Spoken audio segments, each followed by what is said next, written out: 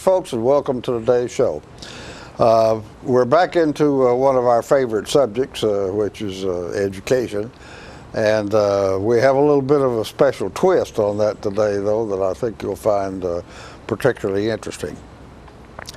And I'd like for you to begin to relate what we're doing to jobs, because we've had a lot of complaints from industry that the education system is not turning out kids that are trained. All of industry, commerce, everything is growing more technical, and they are not able to find stuff. There are jobs out there. Even back during the sizable job unemployment rate, there were jobs out there that could not be filled because they just couldn't get qualified people.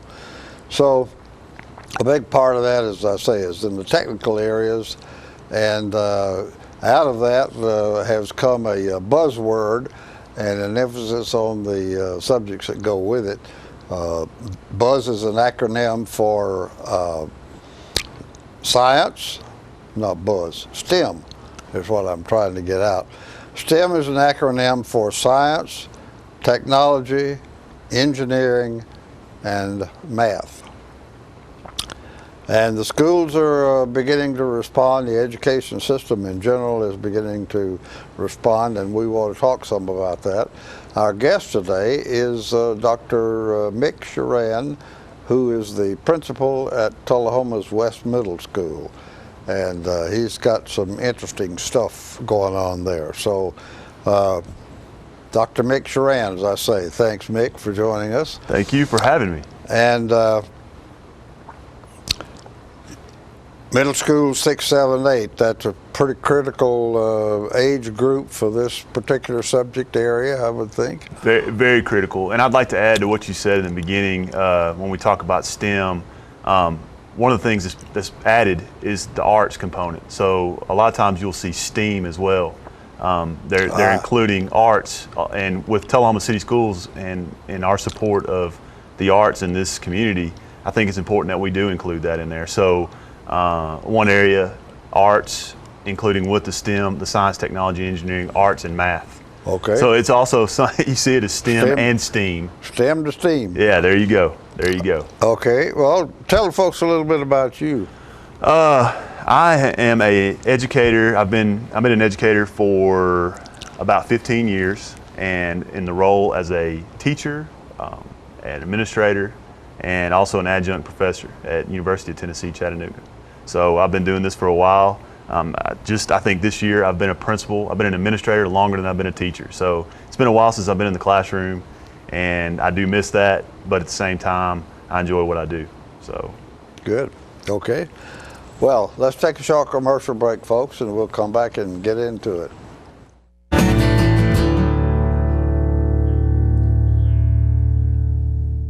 All I have to do to think about what I was physically before and what I am now, and I don't ever want to go back to that original situation. The overall mission of the rehab team is always what is best for the patient and how we can facilitate maximum potential from every resident. Well, the most important thing to me is that I'm allowed to do whatever I want to do, Everyday miracles at Life Care Center of Tullahoma. Let the Smokehouse be your mountain getaway destination in beautiful Monteagle, Tennessee. Enjoy our cabins, restaurant, and old general store. Shop thesmokehouse.com, featuring homemade barbecue sauces, jellies, and many other fine Tennessee products. Our live Music on the Mountain series features some of the best local and Nashville talent every Friday and Saturday night, 6:30 p.m. No cover, kids welcome.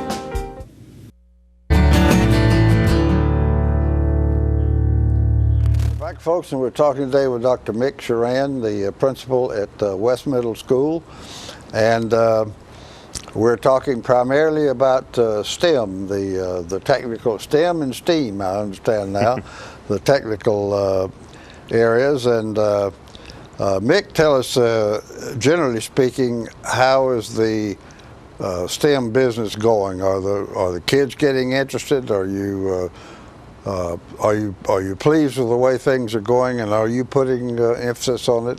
Talk a little about the general scene.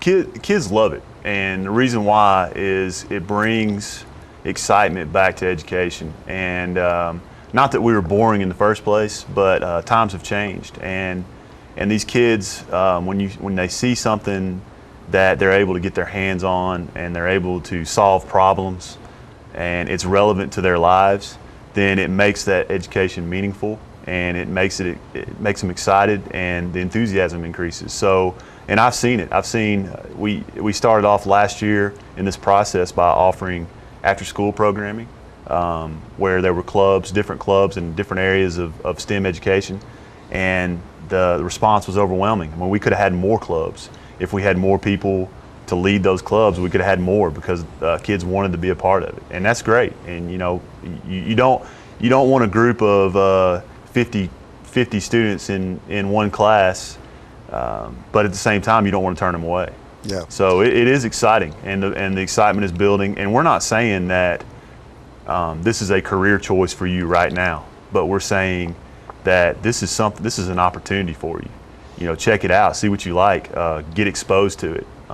And I think that's where we're at with it at the middle school, and that's why you said it's so critical. It is critical. If they're not exposed to it until they're 15, 16 years old, they may have already decided a different route. Getting them interested in that 6th, 7th, 8th grade area is critically important, isn't it? Right, it's huge. Yeah. And I'm an old social studies guy. I taught social studies, and I love history, but at the same time, I love science too. I love the technology part.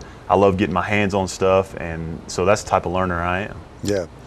Okay, very good. Well, you were sort of alluding to some of the interest comes up, and that's one of the things, main thing we want to talk about today, and that is the fact that you have established a lab, and which is a little bit unusual, and you had to find a godfather in order to do that. So talk to the folks a little bit about that. Well, about this time last year, Dr. Lawson and Mr. Holland had approached Shelly Daniels about the possibility of pursuing a grant for STEM education, and we talked Shelly about. Shelly Daniels is a math teacher at West Middle School. West Middle, okay. And she is super excited about all the STEM programming. She's had tons of training in it, and she's encouraged me to do that too, and some other teachers. And so Shelly, me, Greg Carter, and Shelly Daniels had a proposal in front of the Tullahoma Foundation, and they listened to our proposal. They had a lot of great questions, and we had a good interaction with them, and they decided to help fund our goal of creating STEM education at West. Great support from them, and we are super appreciative of what they have offered us. Things that, it makes it difficult to purchase everyday items, but we're able to completely build a lab with the funds that they were. You got a sizable grant from them, didn't you? We got a very sizable grant, and it was perfect. It basically fit exactly what we needed. And so we're still, we've got things in place. The lab is ready to roll. We have an outdoor component, and some of the pictures flashing up there show some of the stuff that we have, but it's still a work in progress, and it's going to be. We'll always be adding new things, and it's just really exciting. It's really exciting. Okay. Well, let's talk about that. And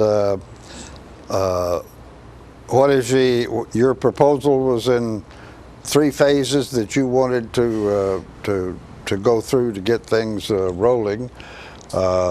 You are rolling now, so talk a little about that. And you've got after school clubs going, right? Or maybe clubs that are school and after school, right? And that last year seemed to be going well. And now you're in the process of updating your lab. You got additional work going on out there. Correct. Moving right along. Phase 1, really, we were kind of already starting that phase when we proposed the grant to the foundation, and it just helped us continue that. phase one basically meant that we were going to try to provide programs before and after school that were STEM related. And then phase two, Before and after. before and after, if there's opportunities, if a kid, there's a possibility that opportunities may be available from 7:15 to 7:45. We don't start school until 8 o'clock.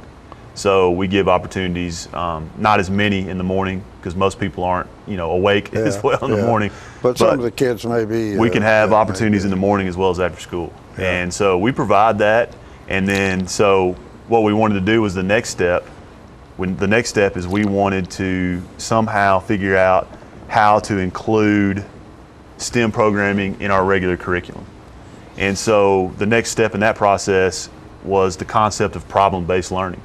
Introducing problems within the classrooms and having the kids solve those problems.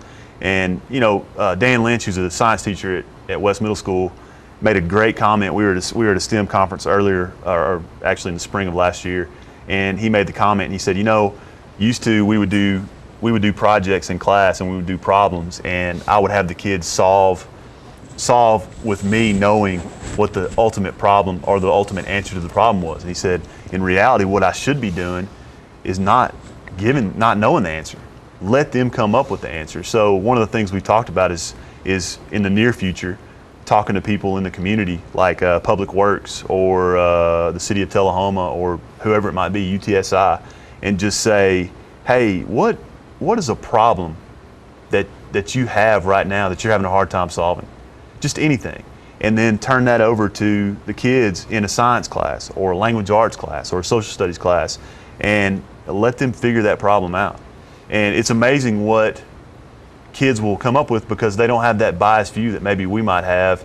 They may be looking at it from a different direction that we're banging our head against the wall saying, why can't I figure this out? Yeah. And you give a kid, a few days and they've come up with a solution. It may not be the solution that the city wants or the Public Works wants, but it's giving the kids an opportunity to participate and solve problems. So phase two looks like, and that's one of the ways that we're including it into our regular curriculum.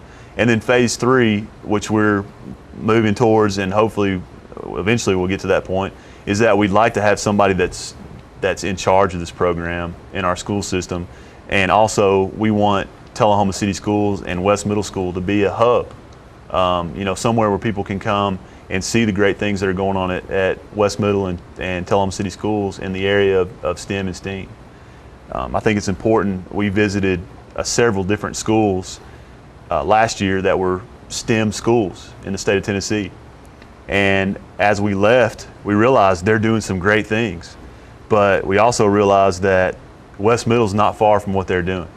So it wouldn't take a whole lot for us to be one of those schools too. Where did you visit? A couple of them. We visited Prescott in Cookeville, Tennessee. They're at Prescott STEM, and we visited Bailey STEM in East Nashville. And both schools were part of, I think it was the First to the Top, where they had the STEM initiative and they were having STEM innovation hubs through Tennessee. And we got to thinking, we were looking, Shelly and Dan and I were talking, and we were looking and we said, Chattanooga has a hub. Nashville has a hub, Cookeville has a hub, Memphis has a hub, and we were like, why not Tullahoma? We have UTSI, we have Arnold Air Force Base, we have all this industry in this town that relates to technology and engineering and the STEM programming. So we decided at that point that maybe we won't have an official hub designated by the Department of Education, but at least we will have one that people know about. People know that Tullahoma City Schools, we're doing these things too, and we're a prime location for these careers that you mentioned. We're a prime location for research and problem solving. Why not bring that to Tullahoma City Schools? Okay, very good. And you're going to be open and available, I guess, to anybody that wants to come pay a visit. We love people come to visit West Middle School. We love it. In fact, with some of our other technology initiatives in the school system, not just STEM, but just some of the technology initiatives, we have visitors all the time. But your easiest interest, I guess, and maybe be a hub, especially for the coffee in the 3 surrounding counties, right. To come in. Right. It's really collaborative, and I know there's things that Coffee County offers that would benefit us, and there's things that Moore County offers, and Franklin County, Bedford County, that they offer that would benefit us as well. So I think we're trying to open those doors of collaboration and allow West Middle to be one of those doors. Okay. All right. We need to take a short commercial break, folks, and we'll come back and talk some more.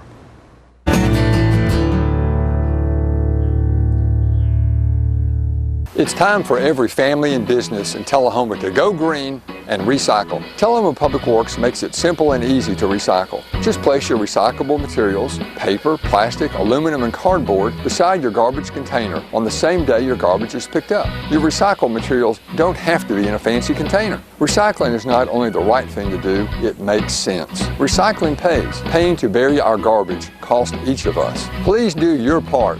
Let's go green, Tullahoma, and recycle. You made the time and the sacrifice to broaden their horizons, to see their smiles, but mostly to make lifelong memories. We think it's time to do it again, just the two of you. Don't let illness or injury slow you down. The rehab team at Life Care Center of Tullahoma is ready to help you live well. I'm meteorologist Leland Statham from the News Channel 5 Weather Center. Look to Jim Fuller and crew for local news night here on Channel 6.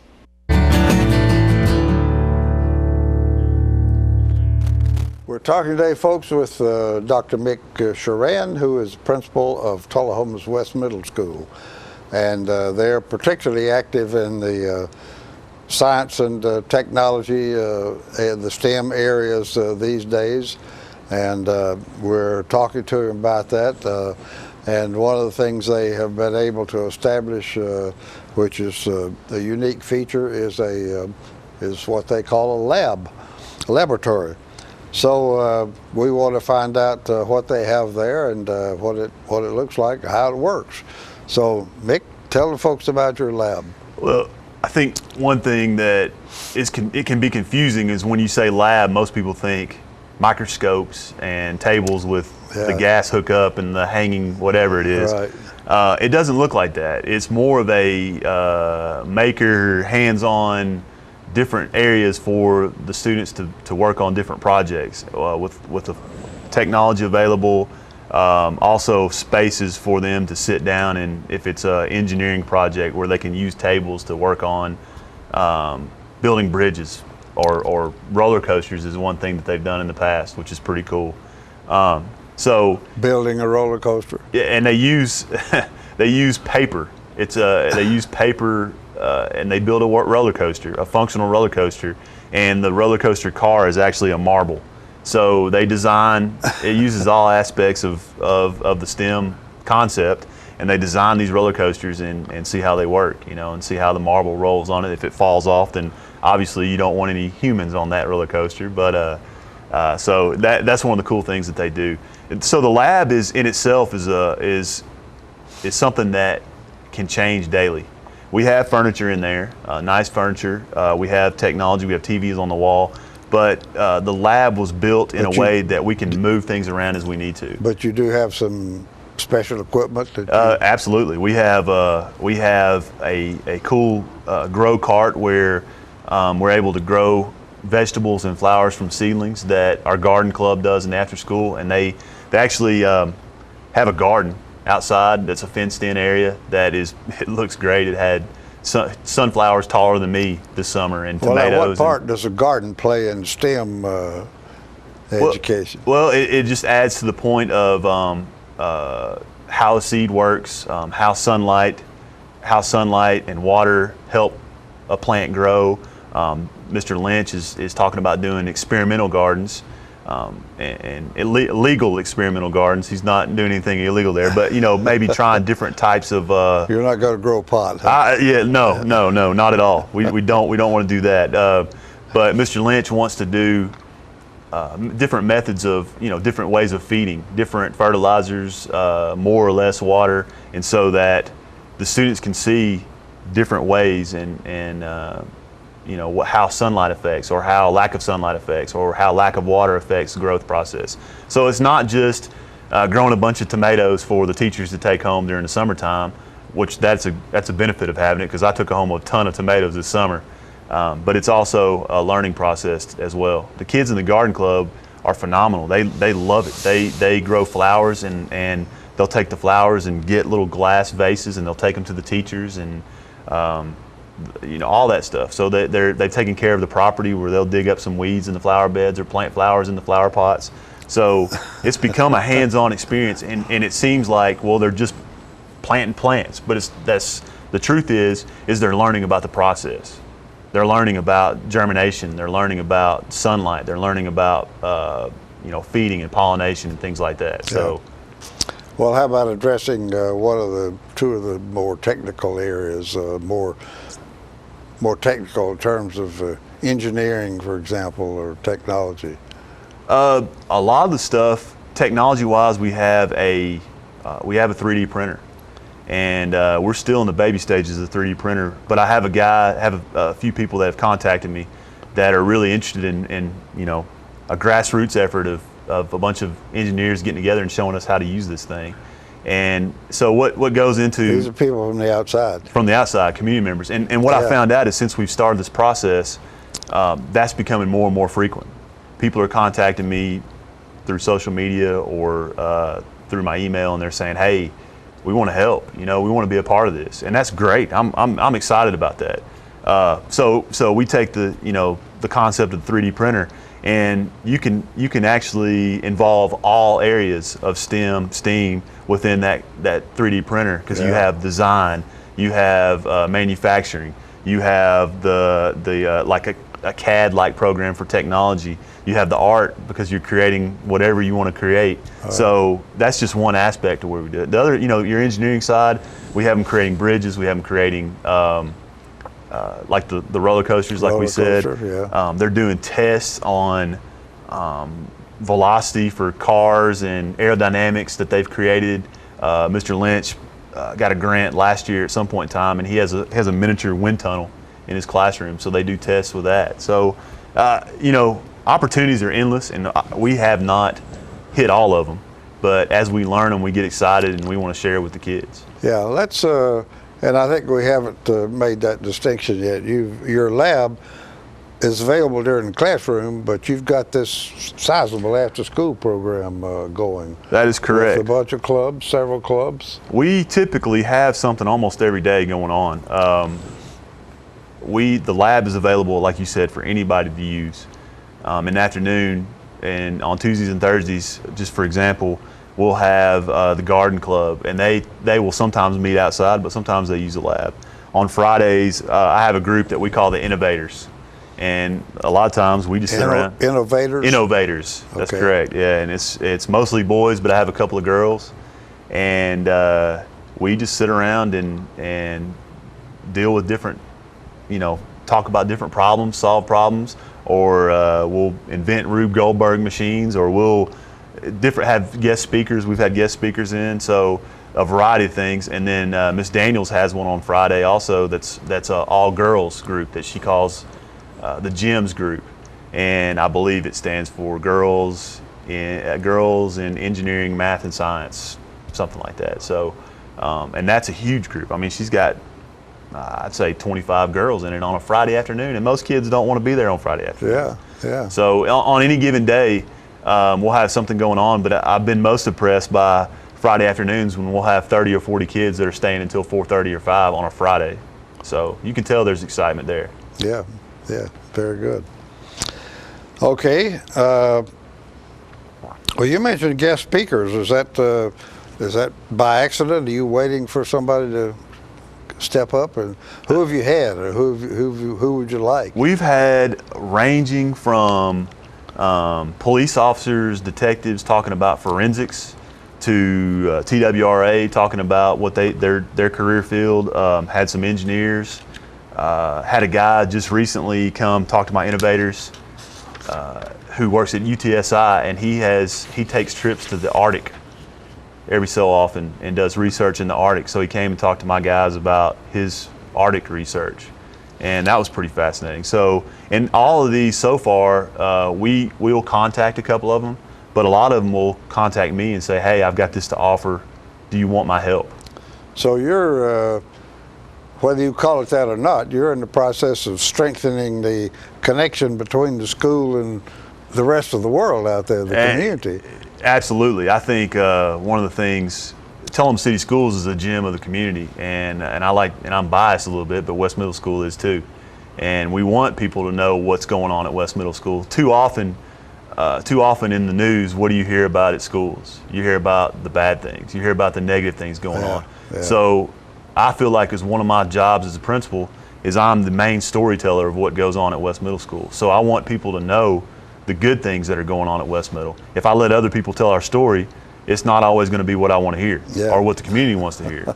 So we definitely, getting the community involved is a part of this process. And, we had CEO kickoff yesterday where members of the community came in and participated in a pep rally, and it was electric. I mean, the kids, it was so much fun. And Diane Bryant and the CEO folks, they were like, wow, it was so much fun. This was great. And even the Chick-fil-A cows were dancing. It was amazing. So we had a blast. So community members, when they contact me, I tell them, hey, I may not get to you right now, but we want you to see what's going on. Yeah. So. All right. Well, guess what, folks? We have run out of time, so we need to take a short commercial break, and we'll wrap up.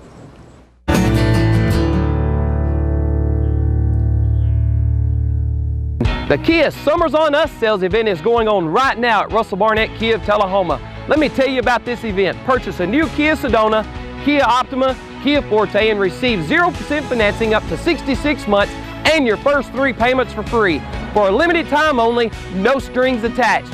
With America's best warranty, the 10-year, 100,000-mile powertrain warranty, Kia is the power to surprise. The Kia Summers on Us sales event going on right now. Why buy anywhere else? Get your news first, fast, and free with your news leader on 6 every Tuesday, Thursday, and Saturday nights at 6, 8, and 10 p.m. Local weather, sports, community calendar events, and a comprehensive look at the latest news stories and news makers as only a video news broadcast can do. Get it first, fast, and free with News Leader on Channel 6, your local information network.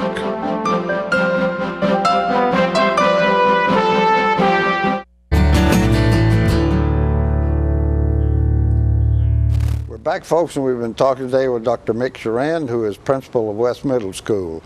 And we've been talking about his program, both in the classroom and a special lab they've set up to get the kids excited about the technical areas, engineering, math, science, and so forth. So Mick, and he seems to be a little excited about it. So what have you got to say to the folks, short and sweet? I want people to come see. I want people to see what we're doing, and one of the best ways to see what we're doing, if you're on social media, you can follow us on Facebook, Instagram, Twitter, Google+, and our hashtag is #WestBobcats. And all you have to do is you go in those search engines, you type in #WestBobcats, and you will find all the great things going on at West Middle. We are telling our story, and we want everybody to see it. Okay, so. Very good. Well, with that, Mick, I want to thank you for taking time to join us and for sharing your enthusiasm with the folks. Thank you, folks, for inviting us into your parlor, and we will see you next time.